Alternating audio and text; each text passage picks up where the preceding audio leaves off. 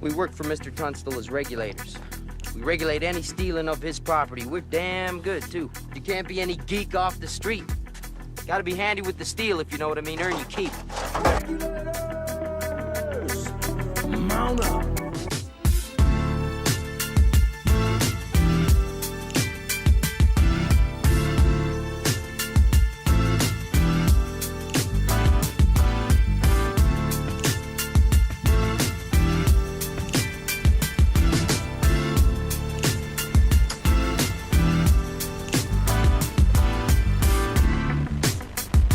Good evening, family. Good evening, and welcome to another edition of the Political Regulators. I am your host, Hassan Giordano, aka Mr. Politics, and as always, I'm joined by my fabulous and so famous co-host. She can't walk down the streets of Baltimore without everybody in the world noticing who she is. Even if she puts a ball cap and glasses on, they still know who she is. Of course, she's Baltimore's mayor for life. Mayor Sheila Dixon, how you doing, man? I'm good. How are you? Did you say how you doing, man? Ma'am. Oh, ma'am. I'm good. Ma'am. I'm good. I'm good. I'm good. Yeah, you used to be calling you ma'am, huh? No, yes, I am. I have heard people say, yes, ma'am. That's fine. My son is a respectful person that calls people that, but it's all good. How's he doing? You ain't saw him. He's still at Morgan, right? Yeah, he's finishing up. The COVID kind of got to him in a lot of ways, but he's focused and trying to map out his next chapter. So I just trying to encourage him and not beat him down as much as I had been. That's right. Got to get them going. No matter what they do, we got to keep encouraging them to do the right thing. Well, you know what Malik was going through, but guess what? Now he is at private school, St. Francis Academy down in East Baltimore. So St. Francis, that's where my nephew and niece went. Now, Phil Dixon, my nephew, who ended up being a police officer, who went to Shenandoah College, and my niece Nicole, who got kicked out there at St. Francis. And then when she went to public school, she begged my sister, because my sister was really covering the tuition, to let her get back there. She did go back. This is years ago, and graduated. So I pray that he does well there. He should. That's where I graduated from. Oh, really? Is it? Yeah. St. Francis Charles Hall. Yes. 501 East Chase Street. That's right. See, it's a real good. Actually, their academic officer, R.A. Mills. Mr. Mills has been doing great work in the Park Heights community for many years. And I really didn't even know that he was there and that we were connected until my boss, my girlfriend Belinda Conway, was like, you know, she used to be in the school system for like 15, 20 years before she became registered of wills. And we were talking about the situation there. Because, you know, they tried to make Malik go to Frederick Douglass. Now, I live in Northeast Baltimore. They wanted him to go all the way to Frederick Douglass next to Mondawmin. Oh, no, sir. No. And it was because why not, with his academic ability, why not City or Poly? Yeah. So here's the thing. So I said, look, he had, you know, this new school choice, which is, people think school choice is a great thing and actually isn't if you really dissect it. And even Mr. Mills and other people I've talked to said that was the worst thing they could have ever did to city schools. But nonetheless, part of his choice was Dunbar and City. And he qualified for them. He just happened to go to Mervo because Mayor Scott was the one urging him to. Of course, he's an alumnus of that school. And so I was like, all right, well, what about Dunbar? No, they're full. But what about City? No, they're... And I'm like, are you looking at their attendance? Or you're just... See, this guy has a beef with me from 2 years ago, come to find out, when Malik transferred from... He was in that Ingenuity project and we decided to move him on because it just wasn't what we thought it was going to be. Let's put it that way, to put it nicely. So we went from Hamilton to Leaf Walk, which is his own school. Well, this guy's he really thinks he runs shit, excuse my language, and he's a real asshole down there. And I really want to put his name. I'm just not going to right now. It's really not about him. But I'm gonna tell you something. This is how arrogant he was, and he didn't realize there was a principal. But when I emailed him and told him, hey, by the way, thanks but no thanks. I'm not sending my kid across town 3 different buses in the subway to get to school in gangland. I'll just take him to private school. He basically was like, well, you know, screw you, basically. Like, why would you do? And not only that, why would you wait to tell me this? Because it's a process. Like, I didn't know he was getting in. You got to go through a mission and like, it was just real error. And that's what you get from city schools. And that's the sad part is, unfortunately, I'm blessed enough to be able to do that, but most parents aren't. And I probably wasn't a few years ago. So how do you prevent that, right? That your child has to deal with something, an administration like that, who instead of sending them to a school that's beneficial for them, just ships them across town. Who cares? But they tried to put him in the worst school in Baltimore, which was Reginald F. Lewis, which is for all the mess ups. It was like, no, that's not going to happen. But you have a school system that's really designed to fail our children. Bottom line, point blank. That's not what we're here to talk about tonight. But I'm just glad, fortunate enough that he was able to get in. There was a few slots available. And that's where he'll be going starting tomorrow. So, okay. Yeah. All right. But it's not cheap. Let's put it that way. Well, we know. Hey, we know. Woo! And so, hey, I mean, if he stay focused, he'll do well because, you know, they're disciplined there. Yeah. And they don't play. And I told them, I said, man, they run by none, shorty. They don't play around there. You lucky they ain't back in the day when they used to able to hit them with the ruler. Yeah. They used to let them, man. No, I'm telling you, we ain't gonna get into that. But anyway, family, welcome to another edition of Political Regulators. As you see, we talk about everything, and we will tonight. We got a lot to talk about. We're gonna get into a few conversations. Primarily, we're gonna talk about redistricting, what that looks like, what it is across the country, here in Maryland more specifically, and in the Baltimore region, especially in Baltimore County, what's going on as we move forward into that process. Remember, we're going to have a live audience show later this year on redistricting, where we'll have key individuals on the panel. You'll be invited, of course. Family will be there, and we'll talk about that important topic. And I know we talk about it every week, and that's because it's very important. And a lot of people aren't talking about it, and that's because it's done on purpose. They don't want you to know about the information on redistricting. We do. We want you to be up on whatever's going on with that. Then later in the program, we're going to be joined by a young man who is vying for your vote to become the next comptroller for the great state of Maryland.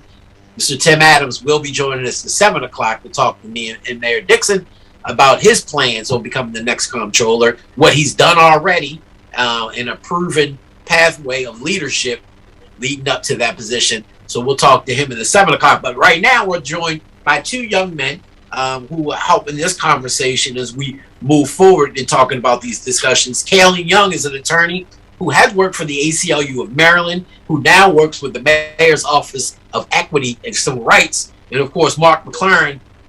Anybody who's a real follower of DMV Daily really don't need an introduction to Mark. Of course, he was my co-host along with Ivan Bates for many years when we started the program. He is now over there as Senior Vice President for campaigns at the 1833 group. So I'm going to be hitting him up for loans when I need to pay tuition later on in life. So Mark and Kaylin, welcome to the program. Thank you. It's good to be home, Hassan. Hey, Kaylin. Hey, Mark, and hey, Hassan, and Mayor Dixon. It's a pleasure to be here. Sorry I'm sitting in my car, literally second day on the job, and you caught me walking out of work. So just happy to take some time to chat with y'all. Well, thank you. You went back to the city, Kaylin? I thought you left the city and went to the ACLU. You're back with the city? Long story, but yes, I am back with the city. Good times, good people at the ACLU. Good work, and good work that they're going to continue to do on this topic that we're talking about tonight. So I'm happy to bring some insight. Well, let's start with that, Kaylin, because you've been involved with the ACLU specifically on this issue of redistricting in Baltimore County specifically. Baltimore County is a jurisdiction that is not quite double, but but almost double the population of Baltimore City. It's getting there. However, they have 7 council districts as opposed to the 14 we have here in the city of Baltimore. What I didn't know, the mayor shared with me prior to the show, and I'm sure you can share with the listeners, they have a great majority of non-whites in Baltimore County, but there's one black representative and black district, you would say, of African Americans or minorities. What's the efforts going on in Baltimore County, and what does that look like today? Yeah, sure. First and foremost, you hit the nail on the head, Baltimore County, and you really touched on 2 different topics. The first topic is the redistricting, and as it pertains to BIPOC, Black, Indigenous, and people of color, and how they are represented, or rather will not be represented moving forward in the current proposal.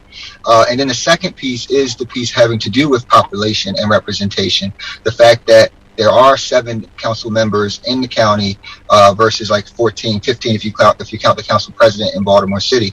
The little joke we have is that Baltimore County has probably some of the most powerful council members than any across the state. To compare quickly, there are I think 7 or 8 council members in the city of Annapolis as compared to 7 in the county of Baltimore. So, but to the first point, as it pertains to race, with the ACLU working with Indivisible Maryland, working with the NAACP state chapter and the Randallstown chapter, and a whole host of other organizations are contending that the recommendation by the redistricting committee in Baltimore County, which would create 6 majority white districts and 1 majority black district.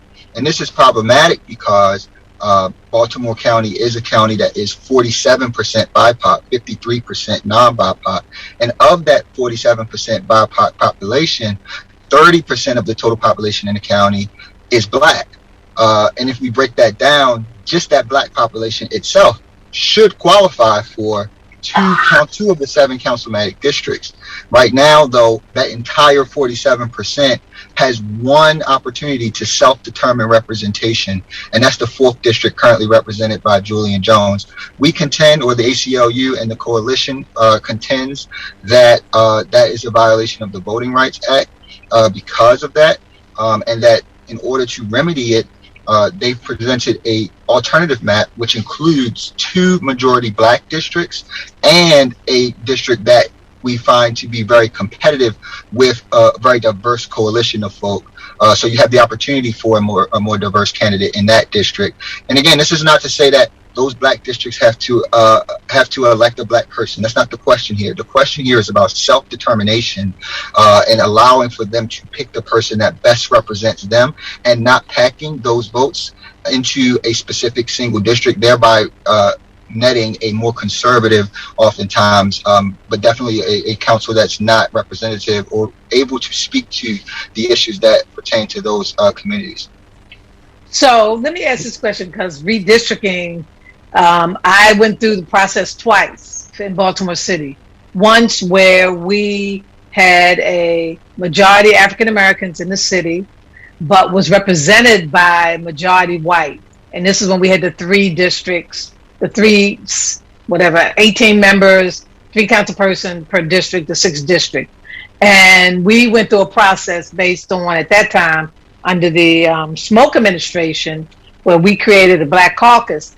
And we knew, because of the population moving northeast, that was beginning to be more African American, and the population in Cherry Hill, Southwest, we knew that out of those 18, those districts, we needed to have a African American in one of the seats and a African American in one of the seats in Southwest. And so we ended up drawing the map and the lines in order to reach that goal. And we were successful. Second time we did it, it was based on the reduction of population in the city. ACORN was pushing a single member districts. We knew we had to reduce the number of council people because of the population reduction, but we still wanted to keep the a multi-district, 7 districts with 2 members. We failed that. It ended up being 14.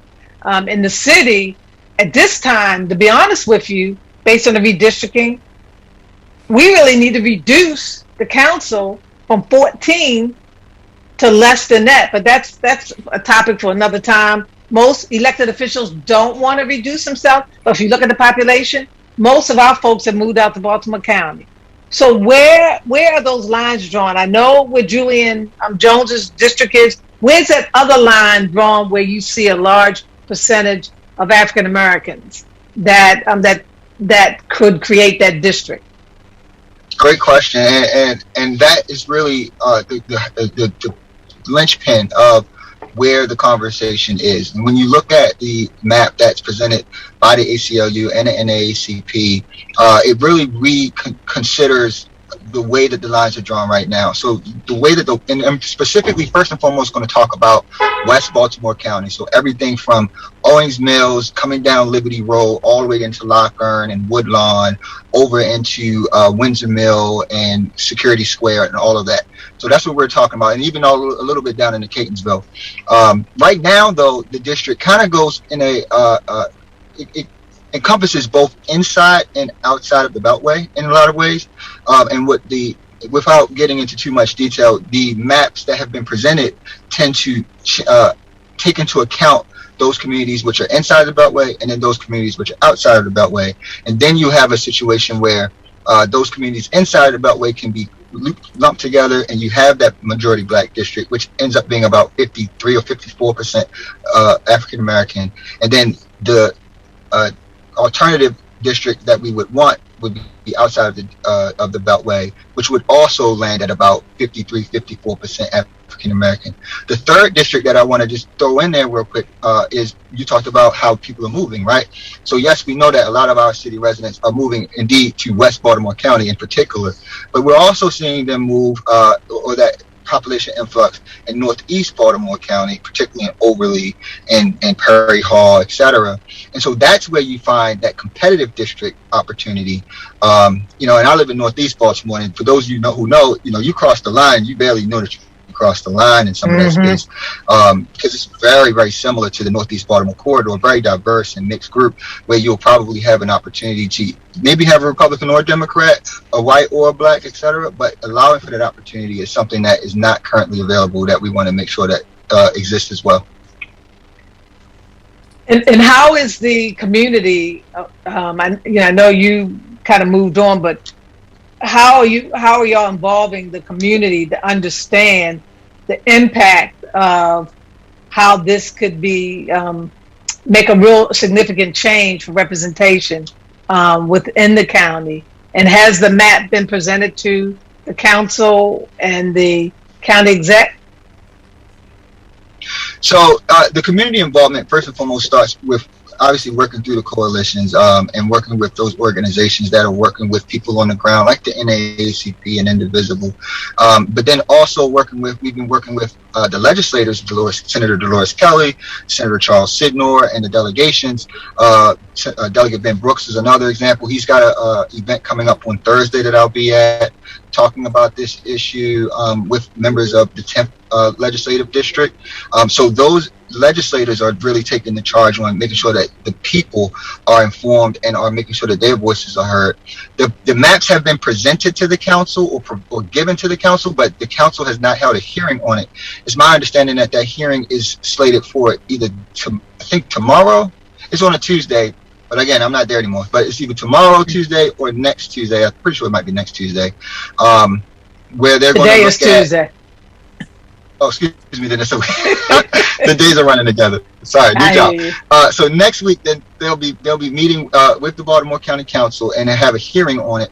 I do not know, however, whether there'll be a vote on it at that time, but it is up to the council to pass it with a 5-vote supermajority, which is going to make for very difficulty for change, at least from this avenue. To your last point, you asked about the county exec. This is actually something that we've put forth to the county exec for his input. We're hoping to get his support. So far, he has been vocal that he shares the same concerns, etc. But this is actually one of the powers that the council specifically has that he actually doesn't have any authority on, not to say that he doesn't have influence on. Again, the extent to which he's been involved has really been his public statements, and hopefully he'll continue to be involved moving forward. Lastly, I know I'm holding the mic for a long time, but let me say this last point, which is if they do vote for the current maps and we are unsuccessful, the ACLU and the coalition is unsuccessful in getting them to change the maps or deal with an alternative map, then I think that the ACLU believes that there is a very strong Voting Rights Act lawsuit that can be brought against the county. And so that, of course, is a whole nother piece that I'm happy to get into if y'all want to. But just understand that if that vote doesn't go the right way, that there are more remedy opportunity in place. And remember, family, because I'm getting text messages and emails from people, and so if you're watching and you have questions about this, specifically redistricting itself or for the guests for Baltimore County in general, you can always ask the questions in the Facebook feed or the YouTube feed, and we are monitoring that well. JJ will be able to let us know, our producer, and then Jason is manning the phone. So if you want to call in and ask a question to Kaylin or to Mark or to the mayor or myself, you can also call in 1-844-404-7200, which is the number. And because I'm getting the question, even a state delegate from Baltimore County asked a critical question. Delegate Carl Jackson said that the problem is the black population is high in Baltimore County, and the only councilmatic district that has the highest concentration of blacks is District 4. If that is split up, then the black vote would be diluted. So is that what he's hearing, or is that not? Yeah, I mean, that's been what we've heard, what people have said. But again, the ACLU has demonstrated with a map that is not the case. I mean, it's one thing if we were to not be able to show it and draw it ourselves and provide that example. That example exists. It's public. It's in media. I can email it around to whomever wants it. So I don't necessarily think that is the case. And also, what's also true is that, when we looked at those maps, we didn't just look at it from a sense of general population.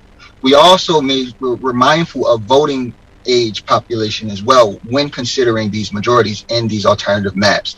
So it's not just the babies who can't vote and those being counted as black, but also underlying that is an analysis that these voters vote together generally, and they're a voting age population, so they can manifest the self-determination we're talking about.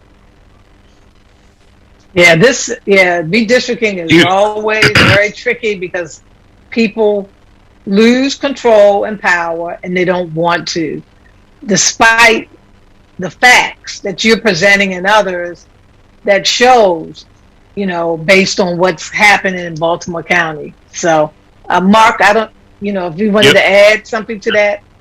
Sure. Well, I mean, I don't think you have to be a cartographer or a mathematician to know that in a county that's nearly 50% people of color, the fact that only 14% of the city council would be represented by a person of color means there's an inequity there. Delegate Jackson is right in that if you spread it out to more districts, the percentage of African Americans in the said districts will go down. But you're talking about taking a district from 85% African American to 60% African American, both of which we're fine with. In fact, the only way to accomplish having only one majority African American district in Baltimore County is to strive to pack. They call it pack and crack. It's to strive to pack every single African American in the county into one district. The growth in the African American community in Baltimore County has been explosive. I mean, I went to Wellwood Elementary School and Pikesville Middle School, and it would have been maybe 10% black 25 years ago. Now I'm told that Pikesville Middle and Pikesville High School are now majority African American. That's Pikesville, which used to be the kind of center of the Jewish American community in the county. And so the demographics are changing. It's time that gets reflected in Baltimore County. One thing I want to add is that this shows how lack of representation builds upon lack of representation. There are 5 members of the Redistricting Commission that came up with this proposal to forward to the council. only one of those is African American. So you start with 1 out of 5 African Americans on the commission that draws the map that recommends it to the city county council, which is 6 of 7 are white and 1 is African American. So, like these inequities and these lack of representations, they compound upon themselves to leave us in a disadvantageous position in Baltimore County. Let me ask you something, because, and for those who are listening to a brief synopsis of redistricting and gerrymandering is basically what we've gotten to today. In redistricting, basically every 10 years after the census data, then officials from across the country on a local level, state level, and a national level. So you're going to have a congressional map redrawn for all your congressional members. The legislative maps will be redrawn for all your state delegates and House delegates and state senators, and your council maps will be drawn for your local level, county council, city council, therefore. Now, the congressional maps are going to be drawn, and the state maps are drawn by your state lawmakers. The congressional will be done in December. They got to come in for a special session. Remember, we talked to Senator Corey McCray a couple of weeks ago. That looks to be the case for that, because that has to be done and certified by February 22nd of next year. The state maps, on the other hand, they'll wait till they get back in the session in January and draw them. But here's the issue. A lot of times, Mark has put, they, from a partisan side, say, all right, we're going to jam-pack every Republican in this district to make sure we have enough districts. For example, Maryland used to be 4 Democrats, 4 Republicans represented on the congressional level. Not too long ago, actually. It was 15, 20 years ago that we saw from the 6th district and others. Now they jam-packed it to 7-1. They put all these Republicans in the 1st district. Andy Harris has that on lock pretty much. And then you put it all, and now you got 7. So the question is, and this isn't, Democrats just don't do this. Republicans do it as well in states that they control. So this is an issue on both sides of the aisle. There's been an idea of pushing an independent commission that draws these maps, independent of state lawmakers. They're appointed to the commission. Their job is to do it based off of geography alone, based off the voting population. Doesn't have nothing to do with political affiliation. Governor Hogan put this forth from day one. He was governor, and Democrats pushed back against it until recently. Then they said, well, we'll do it if Virginia does it and Pennsylvania does it, a tri-state compact, which we know they're never going to do. So the question is, will an independent commission actually get, because if you look at other states, they do have independent commissions, but then it's the politicians who have to approve the damn things who end up saying, no, take that one back to the drawing board. How do we really get to a fair process in this, Mark, where nobody's being jammed into district based off of not just political affiliation, but also racial demographics? Racial. Well, it's very difficult, because as you see the experience like in Arizona and New Jersey and other places that have tried nonpartisan redistricting, is that there really is no way to take politics completely out of the process. I think the state that comes the closest is Iowa, because the state of Iowa has computer drawn maps. But even then, now you see the Iowa legislature is, for the first time ever, overruling the computer drawn maps because they don't favor Republicans enough, and the Republicans are in charge in Iowa. And so, like, I would love the idea of like somehow getting to a national consensus on how to do nonpartisan redistricting. But as a loyal Democrat, I am not in favor of Maryland unilaterally disarming and doing it the fair way. Meanwhile, Pennsylvania and Ohio and Wisconsin and other places that are Republican controlled are gerrymandering the heck out of their districts. If you look at Texas is, a 55, 56% Republican state. They're going to have 80% of the congressional seats. You know what I mean? And so as long as there's that kind of shenanigans going on in Republican states, it's hard for me to get exercised about the fact that we're probably going to X out Andy Harris next month in January. So what? So it's 8-0 instead of 7-1. We only pick up 1 seat there. The Republicans are doing it in Texas by 4 or 5 seats. Florida, there'll be 2 or 3 seats. So this is a losing end of the battle anyway. But there's no perfect system to take politics out of what is inherently a political process. But that's what I'm saying, though. If every politician thought that way, or every political insider thought, well, I ain't going to do the right thing because the next guy's not doing the right thing, then we're never going to get to where, I mean, the maps are so bad. And the sad part is, Madam Mayor, they threw it to the Supreme Court and they just kicked it back and said, we don't want to have nothing to do with that. So, I mean, you drew these maps, Madam Mayor. You were there and you tried to be fair as possible, but does political ideology always sway before any interest of the people?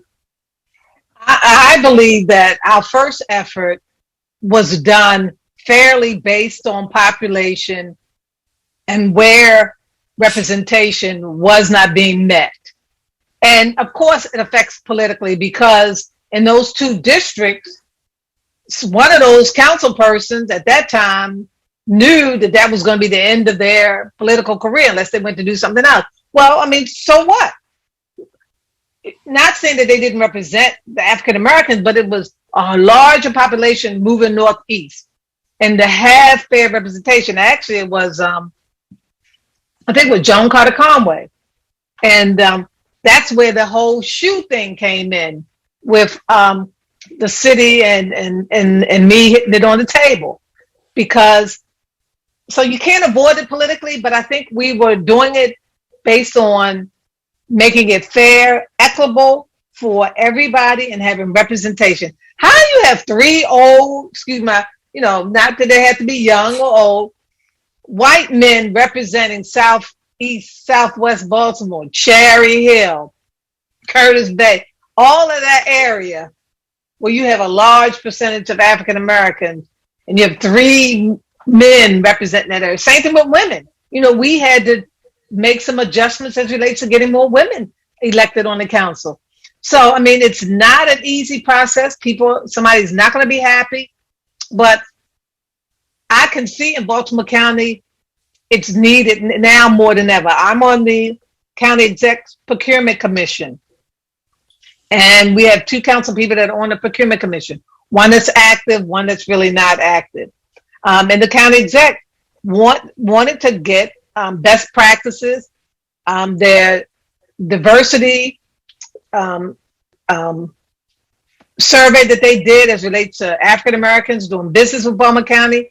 He saw the numbers. It was poor. I'm on the MBE committee. We're going to try to make recommendations to increase business opportunities in Baltimore County. All of my friends live in Baltimore County, so why not? You're not going to avoid it, but I think the effort that the ACLU and others are doing, NAACP, they need our voices to make sure that we can help in that process as well. I mean, somebody's going to lose, Well, I don't want to pick on the county executive here, but the idea that he doesn't really have a formal role in this process is really kind of smacks of untrue to me. I mean, first of all, it's important to understand that County Executive Olszewski is the county executive because of black voters in Baltimore County. When he ran for county executive, he won that primary by I think 40 votes or 45 votes. It was a tough three-way primary between Senator Jim Broshin, County Councilwoman Vicki Almond, and him. And so he won by 40 votes. And the reason why he won was not because of people from his area. Remember, he was a delegate from the 6th legislative district, which is all the way on the east side of the county, Essex and Dundalk and over there. Okay? But the way he won the county executive's race is he got the support of the African American communities in Baltimore County. They propelled him into that chair. And so the fact that the county executive now says, well, I'll issue a statement, but there's not much that I can do, that's a bunch of hooey. As you know, so Madam Mayor.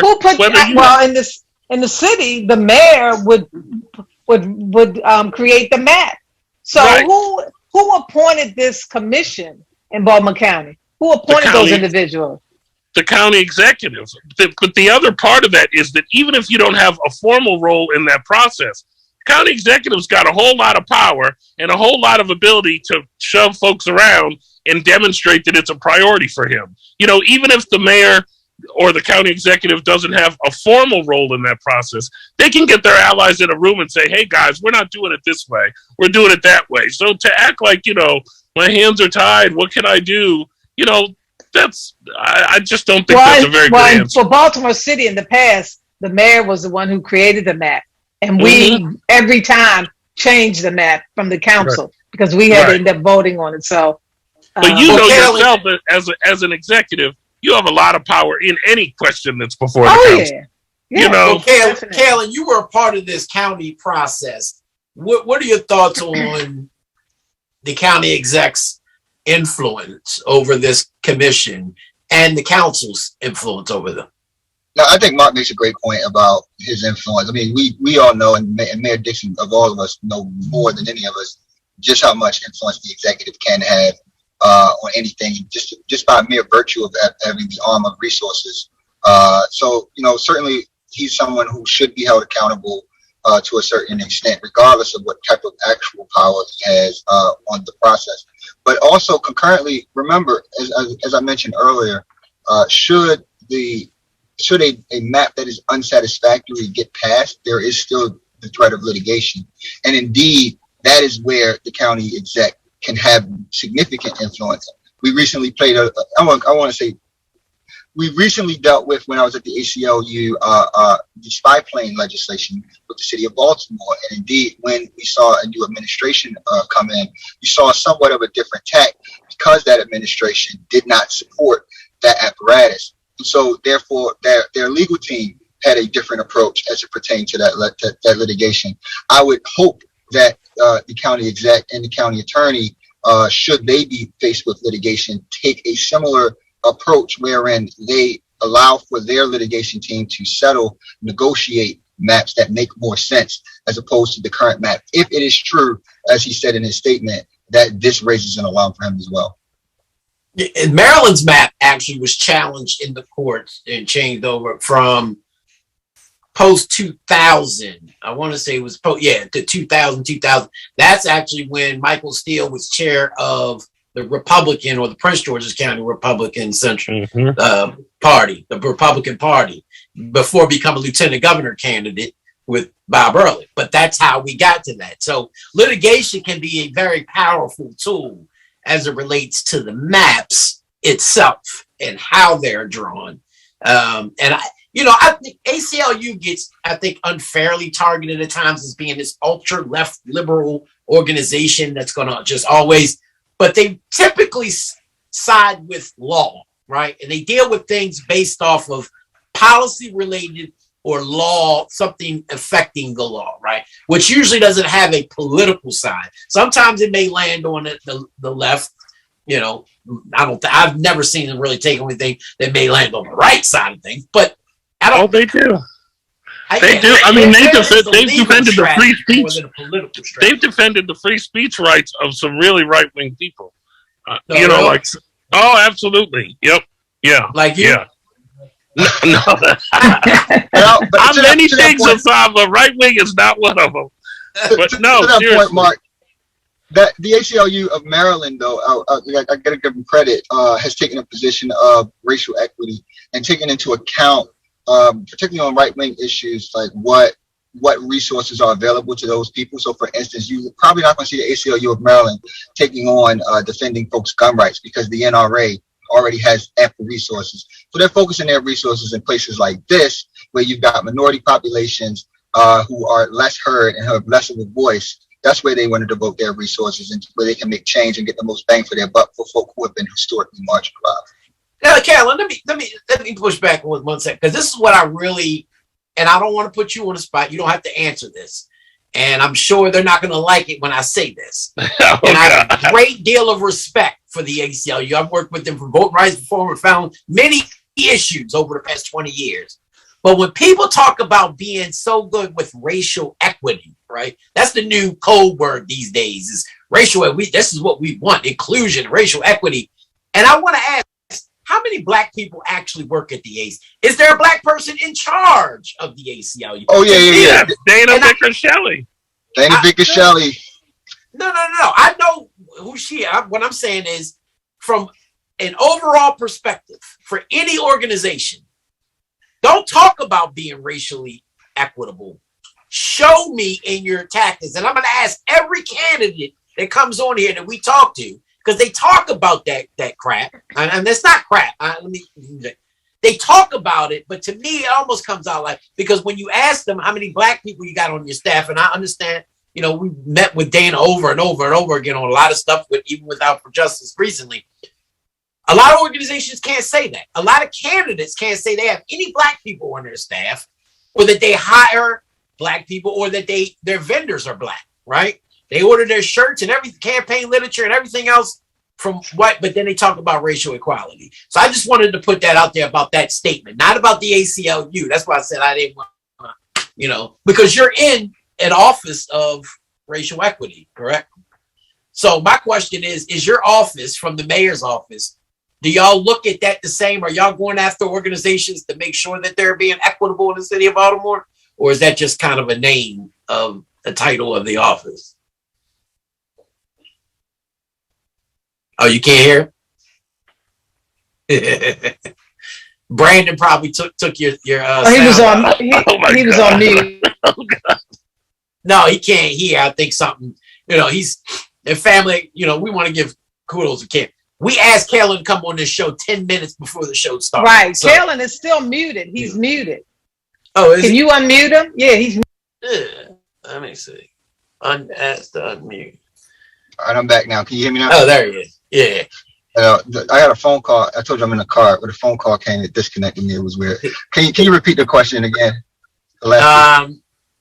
No, don't worry about it. Because it's really it's better that he does it. It's better that he does it. And it's not connected to this conversation. We'll have that later on. But let me just, to the piece that I did here, the ACLU has really great black leadership. The board chair is black. Dana Vicashelli is an amazing executive director. I got to give her a ton of kudos for leading that organization, which I would say when she came on would probably fall in line with the types of organizations you were describing. But since she's been in and under her leadership has really been has been embodying the racial equity in a real way.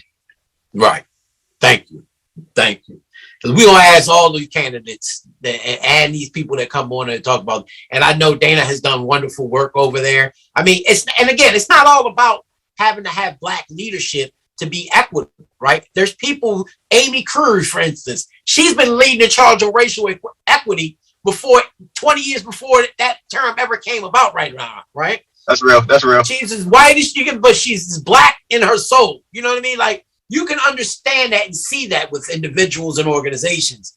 But show and prove, right? There's organizations you need to show and prove what you're talking about. And I wasn't saying that from the ACLU perspective. It was more on the mayor's office of equity and inclusion. Is that a goal for them, or is that just kind of a title for a position? That was more what I was getting. I can say quickly that the Office of Equity and Civil Rights has historically had some challenges that have been remedied and are being remedied. And I think that the vision that the mayor has set forth for the office, and I've been blessed to be able to join it. Y'all know the type of work that I do and have been doing. So, we're going to be pressing forward on a lot of these fronts and getting that office not just up to speed on where it needs to be and from a technological standpoint and a structural standpoint, but indeed just as a matter of outreach and making sure that the city understands that office exists and it has resources that are available to them to make sure that they're protected under the law. And you have a remarkable director over there as well. Isn't Dana Moore still? I went from Dana to Dana, actually. But Dana Moore is the director, and she's an amazing leader as well. I'm excited to learn as a strong lawyer. Kaylin, now that you're over there, we need to get the Wage and Hour Commission started back up again, because these contractors have been getting away with murder because the board hasn't been meeting. And I'm a commissioner. Put us back to work. I just had a meeting about y'all today, so we'll be in touch. All right, that's what I'm talking about. Well, fam, we're going to definitely talk more about this redistricting as we move into the future. Like I said, we're going to have a live audience discussion about this particular issue alone, 2-hour conversation. So, we definitely want constant education. You have to, because people really don't understand it. Those who are in the political position, they get it because their possible seat is in jeopardy, but the average citizen doesn't. And they need to understand it because they need to make sure that they have fair representation and that they have the right people representing them. Well, that part of the issue with redistricting is that, and I'm not picking on Councilman Jones, But there's an inherent conflict of interest there because, quite frankly, Councilmember Jones likes it the way it is. You know what I mean? Because those are his voters and he knows them. And if you start going in there and making 2 or 3 black districts instead of just one, he's going to lose some of his strongest supporters, and he's going to have people who he represents who have never voted for him before. So that makes him have a race in a way that he wouldn't have had a race before. Now, I would hope that, that your own altruism and public service right, but as county council president, I would think that even though it's different than city, but you're still county council, that you would get to know the entire county and what's going on and be engaged and involved. Because when you get involved in the county as that person, just like the city, my philosophy has always been, do the best job you can in your position. Yes. Then that way you don't have to worry about if you're going to get elected or not, because people can see the work that you do. And that's something that's missing. And no offense, Calvin, these young folks that are getting in these different positions from the city council and on, it's the kind of work that it takes. A lot of young people don't want to put that kind of energy and emphasis behind that. But that's what Dubern told me. He said, when I ran in the 4th district, 3 districts, I won't name the council people. He said, little girl, because for some reason they always want to call you if you're young, little girl. You learn your district, learn city government, and serve your citizens, your citizens, because your council people get up on Monday night, they give these flowery speeches, and they don't do nothing in their district. Yep. And I took that along with Mary Pat. Mary Pat was my mentor because I knew how hard she worked, and that's what I did. I had to juggle a lot. I juggled a lot, but I did that. And some of the council people, I had another job because at that time it was part-time, even though you still did it full-time. But now it's literally the salary's full-time. People have other jobs. This is like, it's like, oh, I'll get around to it. And now the social media is here. Folks feel like they show a picture on social media that they're doing something. But I'm going to get off of that because I see Tim Adams is on, and we definitely want to hear from him about his position running for controller of the state of Maryland. We got a couple, like a minute or two. I want to just bring up one more thing that, as Mayor Dixon was talking about educating, I wanted to just make sure that folk knew about kind of what are the key points that we look at with the Voting Rights Act, if you got a minute. Go ahead. So when we look at the Voting Rights Act, we're looking at Section 2. And Section 2 protects the creation of majority-minority districts. And again, I want to make sure that folk understand this as you move forward. And as you think about this conversation and the continued conversation, like, I want you to do the analysis. Which districts, we're looking at districts that contain a majority of racial or linguistic minority population. Right. So when you think about West Baltimore County, does that qualify? The courts have found 4 main criteria that need to be met in order to mandate the creation of a majority-minority district. The first, that the minority is grouped sufficiently large and geographically concentrated in one area. 2, that the minority group is politically cohesive. That means that the individuals of that group make up a group that vote in similar patterns, i.e. vote for the same candidates and issues. Number 2. Number 3, that a white majority votes together and would defeat minority preferred candidates. And then number 4, given the totality of the circumstances listed above, the minority group has less of an opportunity than other members to elect who they want to participate in the electoral process and for their elected representation. If those 4 are met, then you have a Voting Rights Act violation and therefore a rejoin of the match. I think it would be exceedingly difficult for a federal judge, district judge, in the courthouse downtown to argue with a straight face that the Baltimore County situation does not meet all 4 of those criteria. There's just no question about it. So if they're smart, they would figure it out and settle with you guys and change the map and not have to drag themselves through all this costly litigation. I agree. So, as I wrap it up, next guys, we do have an opportunity this year, next year actually, family, we've never elected an African American statewide alone. We've elected lieutenant governors, but the governor leads that ticket. Next year, we have an opportunity now to possibly elect 3 African Americans across all 3 of the statewide seats: governor, lieutenant governor, comptroller, and attorney general. Now it was interesting. I want to hear y'all take before you do, because Kale and Mark, both of you political, both of y'all worked in Annapolis. Anthony Brown, the congressman from the 4th district, has now decided that he wants to run for attorney general. I don't understand why you give up a safe seat, but hey, he's going to give it up. And even though the congressional district from Prince George's is going to be, the map is going to be different than what it is, it's still the most solid Democratic seat in the entire country. Didn't know that before the other day.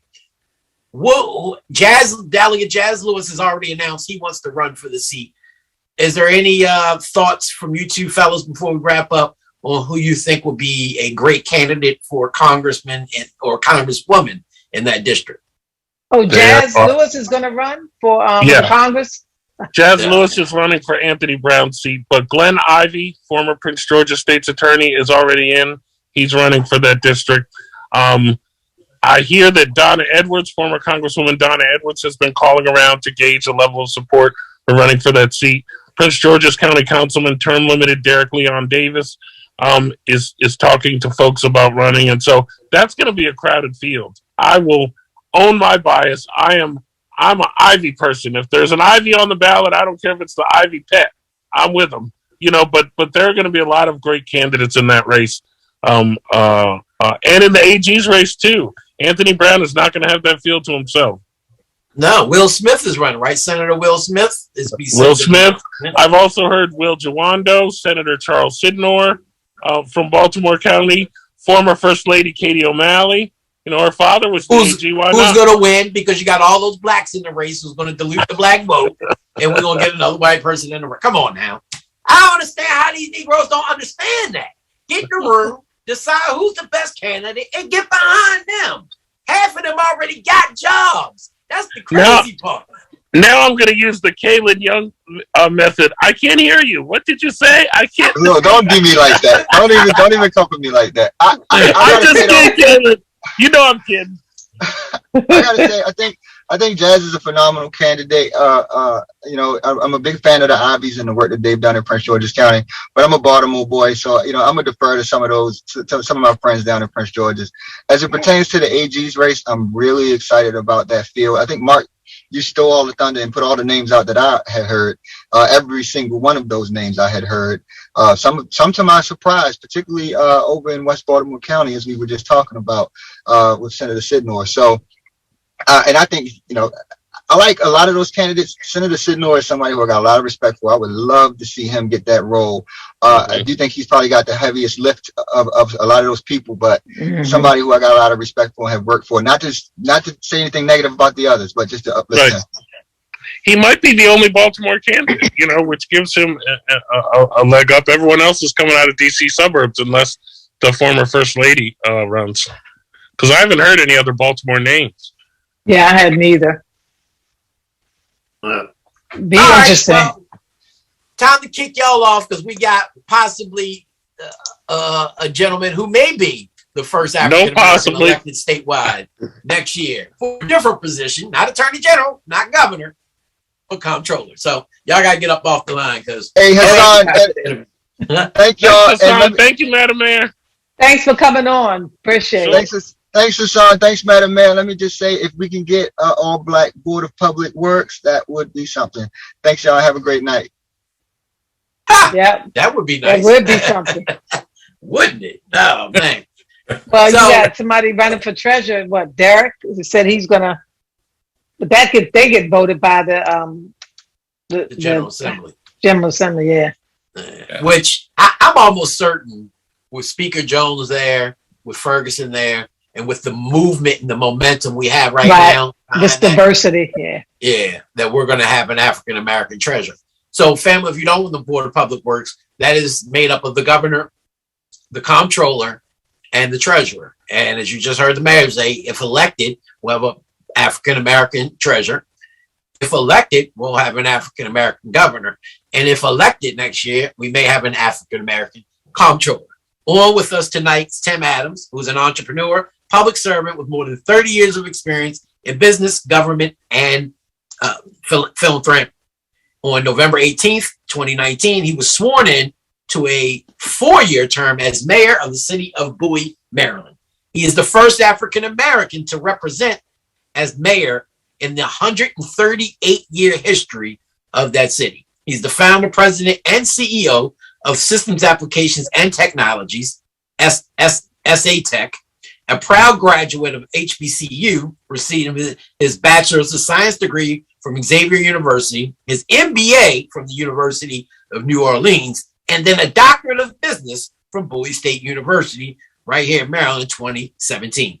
And he's also a lifetime member of Omega Psi Phi Fraternity Incorporated. Mr. Adams, Mayor Adams, welcome to the Political Regulators. Hey, thank you for having me join you this evening. I appreciate the opportunity. Oh, absolutely. Great. The honor is ours. Yes, it is, and great seeing you. Because why don't you talk? I've heard about your story, your business. Why don't you share a little bit about yourself, your background, and then why you want to run, why you want the controller seat? Yeah, I appreciate that, and I will share. Like many of us, I come from very humble beginnings. I started off in New Orleans, and then it's outside of New Orleans. My mother was a seamstress. My father was a police officer. So financially, we were unsettled when I was coming up. I tell people the true story of how at one point it was 6 kids and we were all sleeping in one bed. But I learned from my parents, the how important it was for education, but also about giving back to the community. One of the things we all remember is how when we were coming up, how we all lived in the same community. Everybody was there, from the local doctor, teacher, whoever. We're all in one community. And so my father being a police officer, I learned from my parents that you always help, because many a time in the middle of the night, we get the knock on the door. And my parents would always let people in and always be trying to help. So, my moms used to always tell me that, when you do something for somebody, if you did it for the right reason, you didn't do it for a thank you. And so I learned that, a lot of people will say, Tim, I didn't know you did this. I didn't know you did that. It's because I did it. I wasn't looking for a thank you. I did it because it was the right thing. So just to tell you a little more about myself, I went to Xavier in New Orleans. I did a co-op as a chemist, realized I didn't want to be in the lab the rest of my life, went on and got my MBA, moved out to the West Coast, did some finance, got recruited by an African-American sister by the name of Anise Eisler. And she took me under her wing and she taught me weapon systems and support equipment for DOD.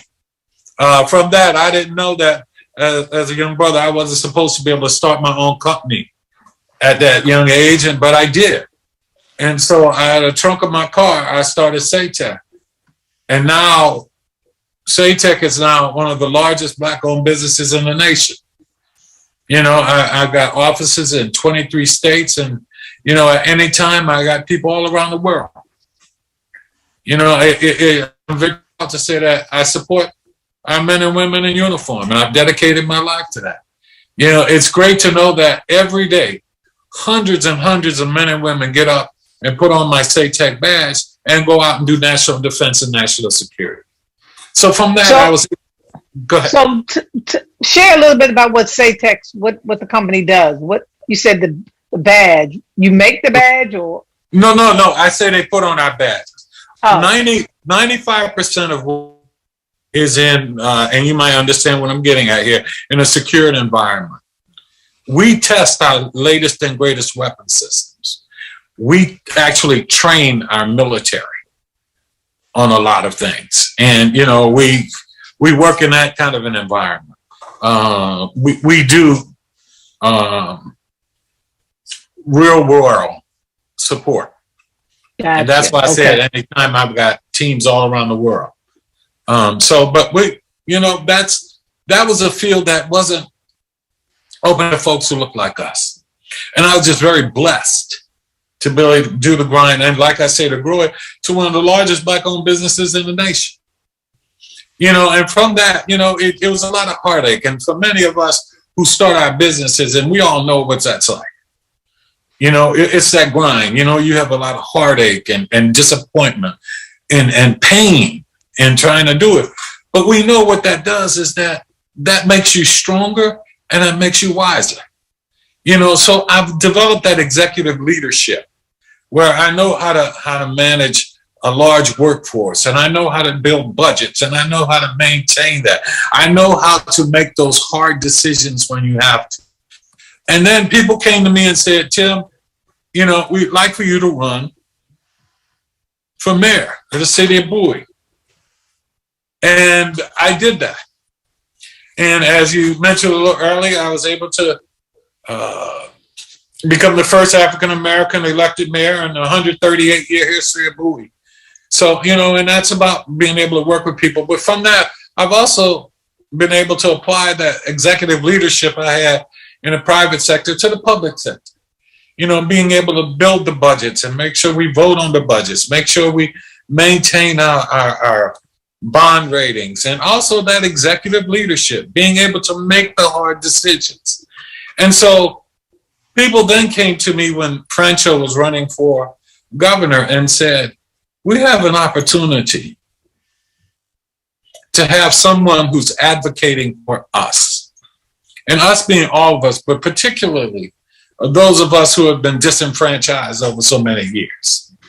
You know, they came to me and they said, wow, you had that executive leadership from the private sector, but you also had that executive leadership from the public sector. And nobody else in this race had that. You know, and so what I'm looking at is building basically on three things. And that's accountability, you know, true justice, and then change. When I say accountability, hey, there are way too many companies that are here in the state who aren't paying their fair share.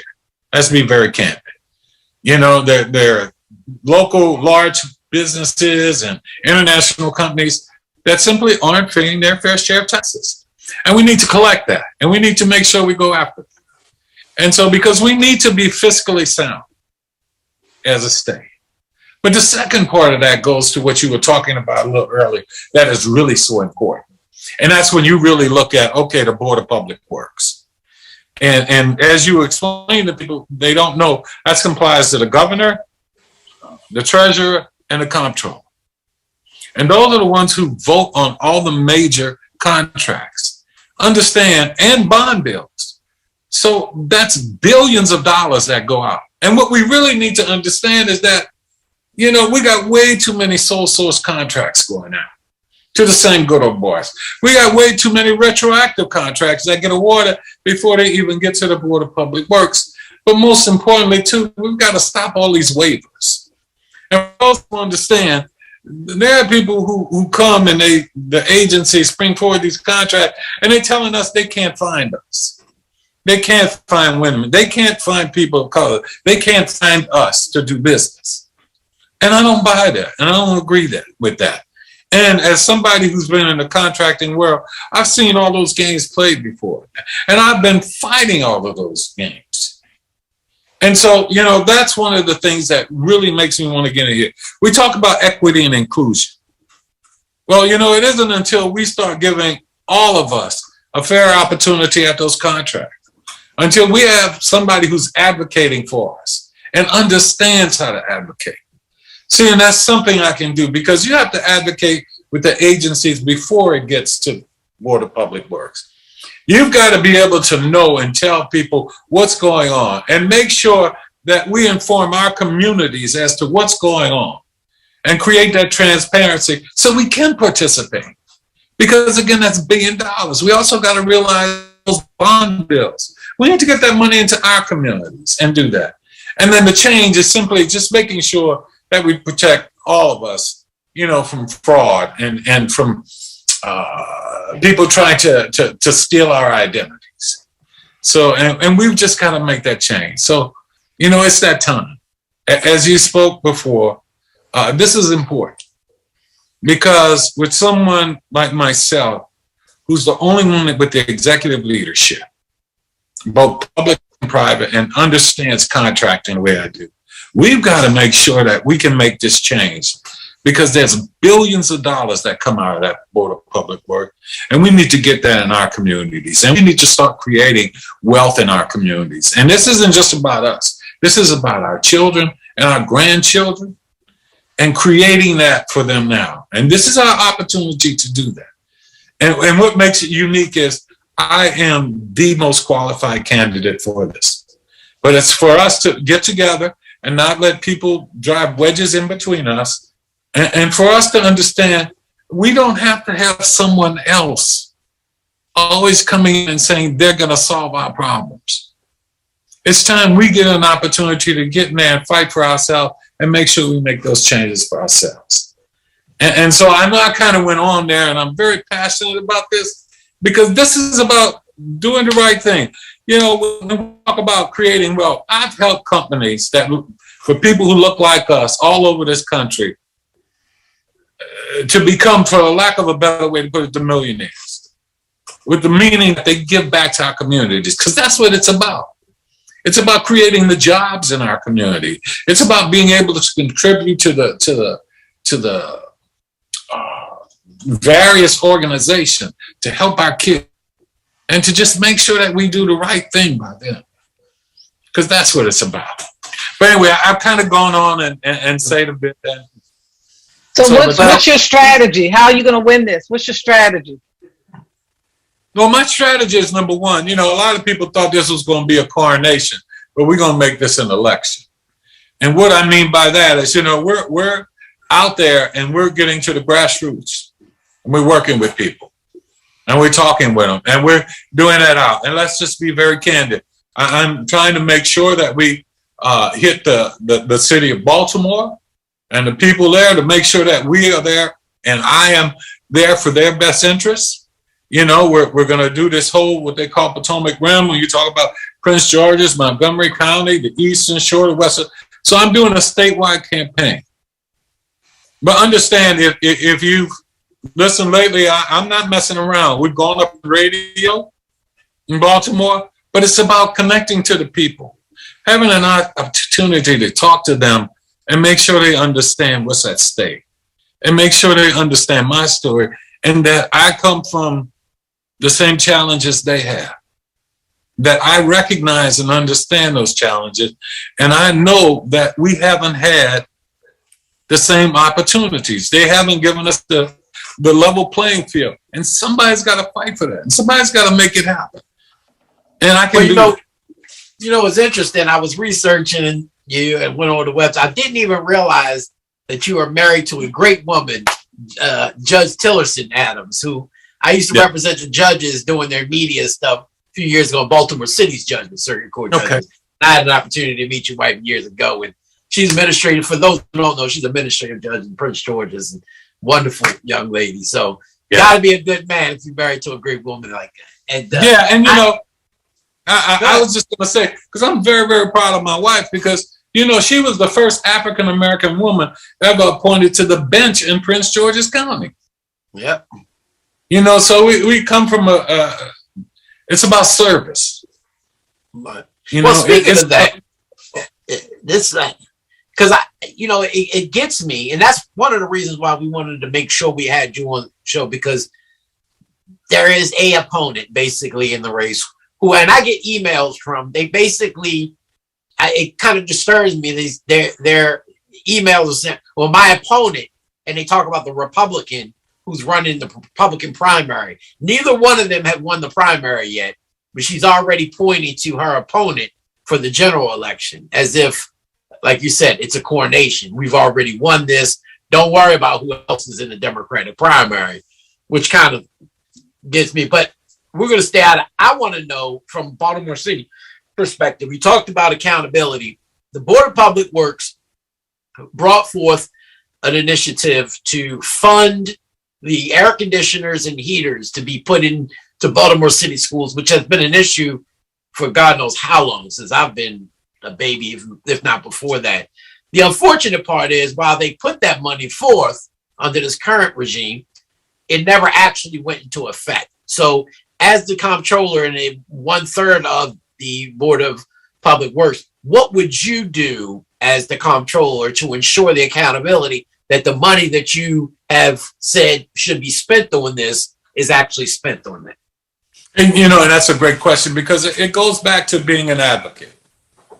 And what I mean by that is you've got to help. We've all heard that expression, speak truth to power. But that's what you have to do. You have to be able to understand that if they don't do those things that they're supposed to, you advocate, you move it forward. And if not, then you just got to hold up things that they want.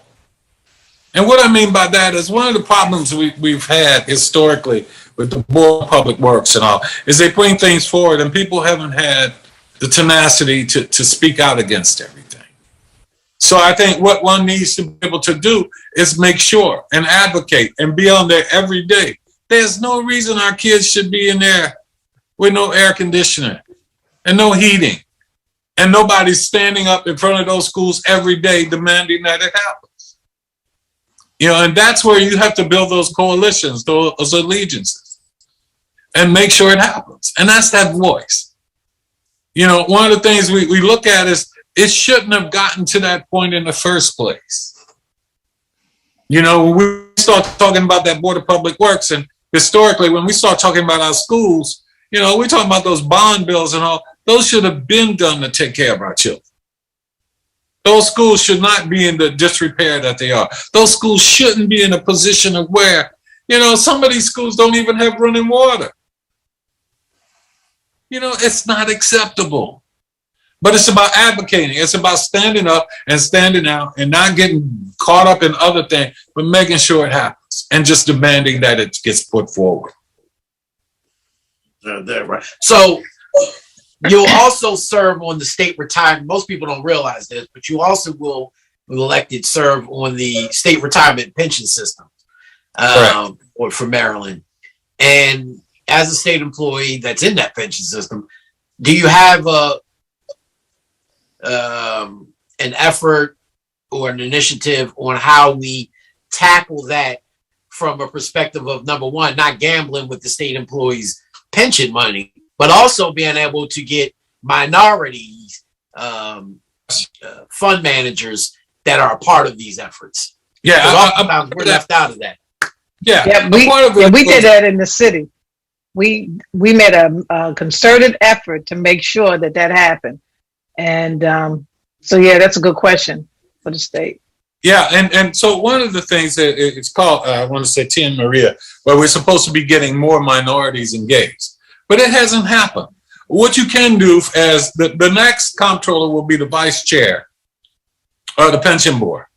And we need to make the suggestions and make sure that we get more folks who look like us engaged. And we can do that. We've got to also look at how we do our portfolio, because one of the things is we need to invest in companies with people who look like us. So what you do with that is, we've had some who haven't fully funded the pension at time. We need to do that. We have a lot of particularly young financial managers who look like us, who simply need to be given the opportunity to do this. And so that's what I will advocate for through the pension system, as we talk to people about making recommendations about people who look like us, becoming a part of that and increasing that. And, there's a part of it where we need to start getting away from those companies, investing in those companies that don't invest in us. If they're not trying to do what's right for our economy, for our environment, then we need to back away.